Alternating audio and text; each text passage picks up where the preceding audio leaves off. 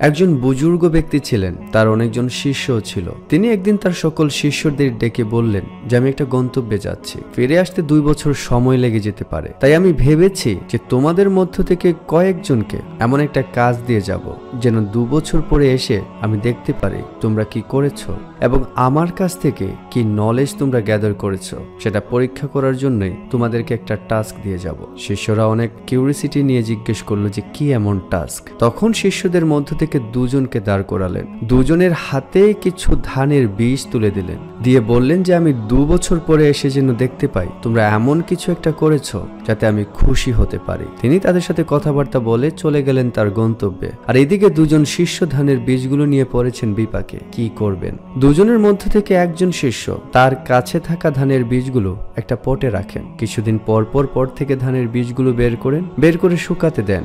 মাঝে মধ্যে পট যদি নোংরা হয়ে যায় কিংবা পট যদি খারাপ হয়ে যায় তাহলে তিনি পটটাই পরিবর্তন করে ফেলেন। এভাবেই কেটে যাচ্ছিল তার দিনগুলো। অন্যদিকে আরেকজন শিষ্য যিনি ছিলেন তিনি তার কাছে থাকা ধানের বীজগুলো জমিতে চাষ করা শুরু করেন। ধানের বীজ থেকে ধান, ধান থেকে আবার বীজ, এইভাবেই কন্টিনিউ করে যাচ্ছিলেন তার কাজগুলো। 2 বছর শেষ, বুজুর্গ আসলেন, এসে সকল শিষ্যদের ডাকলেন, তাদের মধ্য থেকে ওই 2 জনকে দাঁড় করালেন, বললেন যে তোমরা কি এমন করেছো এই ধানের বীজগুলো দিয়ে যেটা দেখে আমি ভীষণ খুশি হব। তখন প্রথম যে শিষ্য ছিলেন তিনি বললেন যে জনাব, আমি ধানের বীজগুলো অনেক যত্নে রেখেছি, আপনার দেয়া আমানত একটাও হারতে দেইনি, সবগুলোই খুব ভালোভাবে যত্ন করে রেখেছি। তবে মাঝে মধ্যেই পোকার আক্রমণে কিছু ধান নষ্ট হয়ে গেছে, কিন্তু আমি এগুলো ফেলে দেইনি কারণ এগুলো আপনার আমানত। বুজুর্গ চিন্তিত হয়ে পড়লেন যে ছেলেটা কি বলছে, আমি কি চেয়েছি আর সে কি করেছে। তখন বুজুর্গ হতাশা নিয়েই আরেকজন শিষ্যকে জিজ্ঞেস করলেন যে তুমি কি করেছো। তখন ওই শিষ্য বললেন যে জনাব, আপনি আমাকে যে বীজগুলো দিয়েছিলেন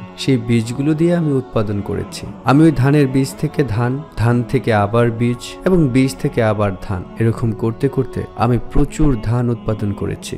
আমি যে ধান উৎপাদন করেছি সেই ধান দিয়ে কয়েকশো কৃষক তার জীবন অতিবাহিত করতে পারবে। বুজুর্গ ব্যক্তি অনেক খুশি হয়ে গেলেন, তার চেহারা চমকাতে শুরু করলো যে অ্যাটলিস্ট একজন তো আমার থেকে নলেজ নিয়েছে, একজন তো উপযুক্ত শিষ্য আমি পেয়েছি যে কিনা আমার চাওয়াটা বুঝতে পেরেছে। মোরাল অফ দ্য স্টোরি হচ্ছে যে আমরা মাঝে মধ্যেই ভুলে যাই আমাদের কাছে থাকা নলেজ বা জ্ঞানের কথা। আমরা এগুলোর সৎ ব্যবহার করি না, সেটা হতে পারে অতি আবেগে অথবা অতি প্রভাবে। তাই আমাদের উচিত আমাদের কাছে থাকা জ্ঞান বা নলেজের সৎ ব্যবহার করা এবং কর্ম পরিকল্পনা ঠিক করা, যেটা দ্বারা নিজ এবং অন্যরাও উপকৃত হতে পারে। ধন্যবাদ।